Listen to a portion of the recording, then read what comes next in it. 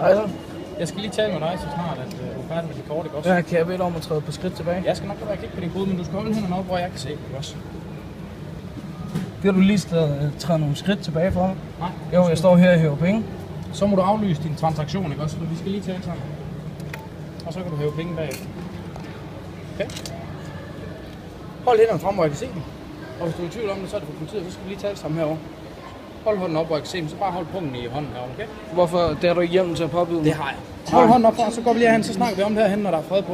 Hold hænderne flettet om foran dig, ikke også? Det har du ikke hjemmel til at påbyde mig? Det har jeg. Nej, det har du ikke. Det har du ikke. Gider du godt lade være med at røre mig? Du har ikke hjemmel til. Du har ikke hjemmel. Hvis du ikke kan slappe af og gøre, som jeg siger, så tager jeg telefonen fra dig. Det har du ikke hjemmel til. Jo.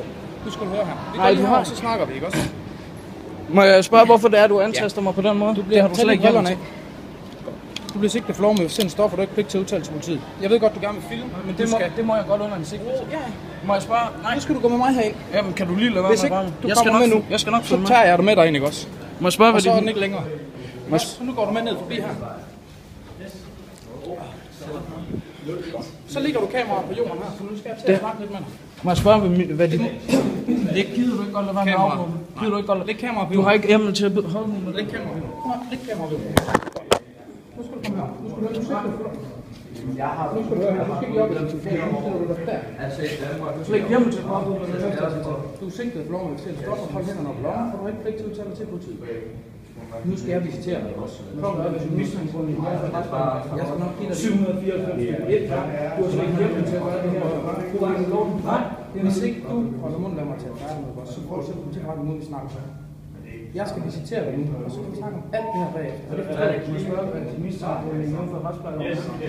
Der er rimelig grund til mistanke, for at du har overtrædet din lov til lov. Det er ikke lov med at se stoffer. Det har jeg fortalt. Hvilken mistanke er det? Har du noget?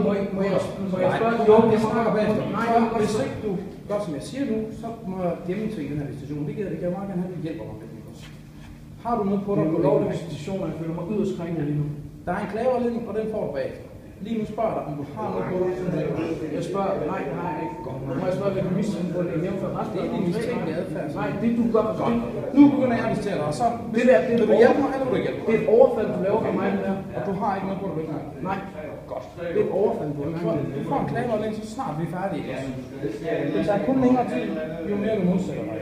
Du står og krænker min personlighed. Nej, det gør jeg ikke. Jo, det gør det. Det her det er yderst krænkende. Det er min grundlovssikrede rettighed. Du står og krænker det her. Du har ikke hjemmel til at udføre en institution. Det er en lovlig institution, der foretager det overfald, der foretager på mig. Du har ikke noget på den her. Det var ikke for noget forlåt eller noget, men det var det føltes nejligt. Okay.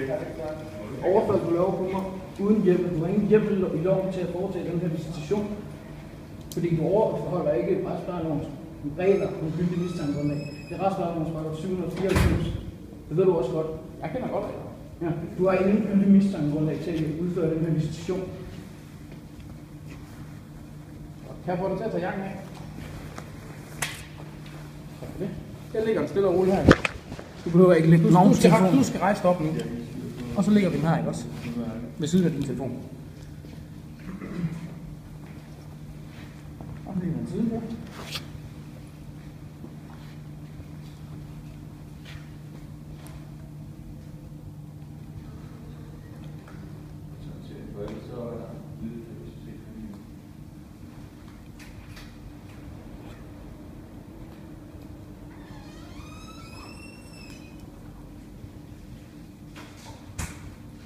Nu tager det mit kørekort. Jeg låner dit kørekort til at notere den. Jeg har lidt det her tilbage, så spørger jeg Nu ligger du så i kørekortet hernede igen. Ja, godt. Nu ligger han tilbage i din lomme. Hvad hedder du? Jeg hedder Nikolaj. Nikolaj. Hvad hedder du med? Nikolaj. Oster.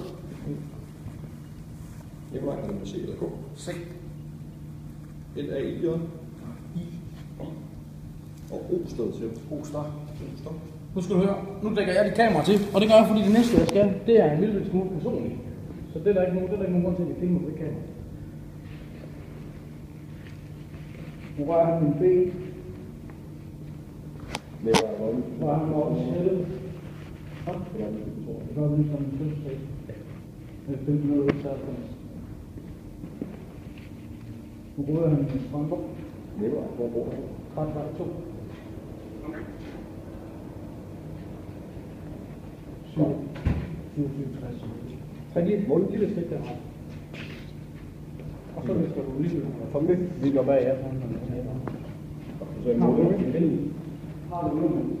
Du får en Matteo, du får en Matteo med bukserne. Det her ikke jeg skal se, at du ikke har noget med også.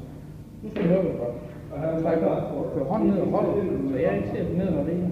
Du trækker ud i boksshorsen, så jeg ikke ser, at der ikke ligger noget i din boksshorsen. Du skal ikke trække ned i boksshorsen, og du skal ikke vise mig, hvad du har det.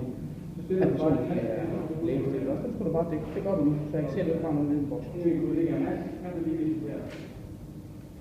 Træk lidt mere ud i boksshorsen. Yes. Og så vender du lidt langt. Træk ud i boksshorsen.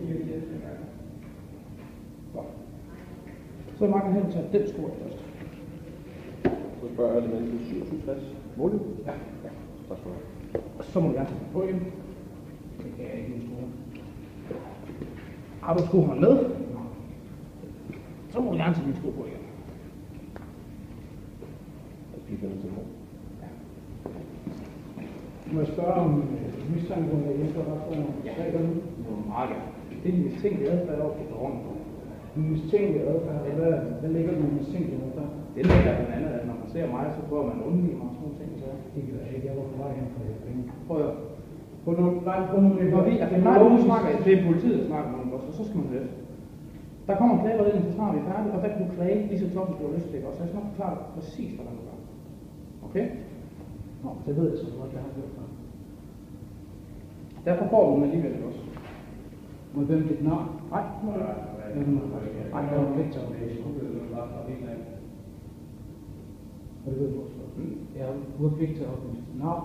tag du nu dine sko på, og så snakker vi om tingene bagefter, okay? Jeg har pligt til at oplyse. Det ved jeg også godt.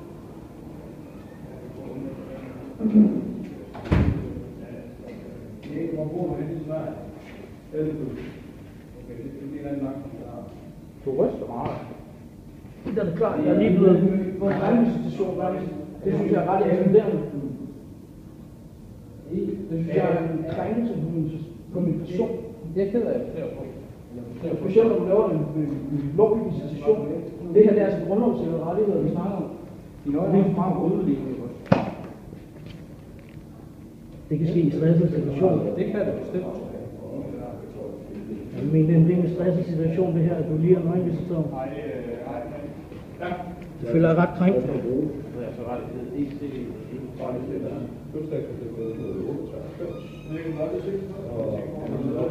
Er jeg sikker på det? Gentag. Nu spørger jeg lige på, hvem du er, ikke også? Det tager lidt længere tid, når du går op de sidste 4 cifre. Men så snart vi har fundet ud af, hvem du er, så det er også rigtigt. Du har oplyst præcis, hvad du har fundet. Det er jo fint. Det er jo ret klart. Det gør bare, det tager lidt længere tid lige at finde frem til, hvem du er. Har vi lige så den mange. Ja, det er lige real. Så kan vi selv ret på det. Ej, Rødøjen. Ja, det må man sige. Nå. Det er sådan, jeg har. Det sker engang imellem. Men det er jo det. Det skal jo stresset til. Det sker ikke stresset til. Specielt når man gør det kun hjemme. Men man godt ved det. Det er meget besøg. Hvad? Har du noget? Du skal høre. Klokken den er 20:13, og nu sigtes den bare faldet også. Du har mulighed for at klage. Nu siger du, hvad du gør, nu får du alligevel. Nu får du det alligevel. Det skal ikke skrive, det skal ikke politiet. Eller vi må henvise til klagen. Det kan du også gøre, hvis det er det, du vil. Og den ligger i orden, så jeg er sikker på, at du går på deres hjemmeside, men så finder du bare. Okay? Har du noget, du gerne spørge? Det er bil, ja. Nu vil jeg gerne bede om dit betjentnummer. Det får du ikke. Du får et patruljenummer. EC31. Og hvem er din kollega? EC31. Nej, vi har et hver. Jo, I har. Hvad var det, du gerne ville have? Hvad var det, du ville? Det er Nikolaj. Nu skal du tage din jakke, og så skal du tage din mikro, og så kommer du med ud. Du får et patruljenummer, og det er det, du får. Jeg skal bede om dit navn. Du skal komme med ud nu. Du får ikke et navn. Du skal lade mig være, men du skal ikke genere. Jeg skal også bede om dit. I har pligt til at oplyse jeres navn og tjek. I har pligt til at oplyse jeres navn og patruljenummer. Nu skal du komme med. Du har fået et patruljenummer på os begge to. Nej, det er ikke. Hold nu op. Jeg skal også bede om dit navn. Det har du også pligt til at oplyse. Det har du pligt til at oplyse jævnfør retsplejeloven. Det ved du også godt. Nej, du har lige lavet et overfald på mig. Hvis ikke du kan finde ud af at hisse ned, så bliver du bortvist fra den her station. Er det forstået? Du har fået et patruljenummer, og du har dit eget personnummer, og det er mere end rigeligt. Okay? Jeg skal bede om dit navn. Enten skal Nå, du men det gå ned har- og tage metroen, eller så skal du forlade stationen. Du har pligt til at oplyse dit navn. Nikolaj, enten går du ned og tager metroen, eller så forlader du metrostationen. Du har pligt til at oplyse dit navn jævnfør retsplejeloven. Så følger jeg dig ud. Kom, så er det op. Du har ikke hjem. Gider du godt lade være? Nej, nu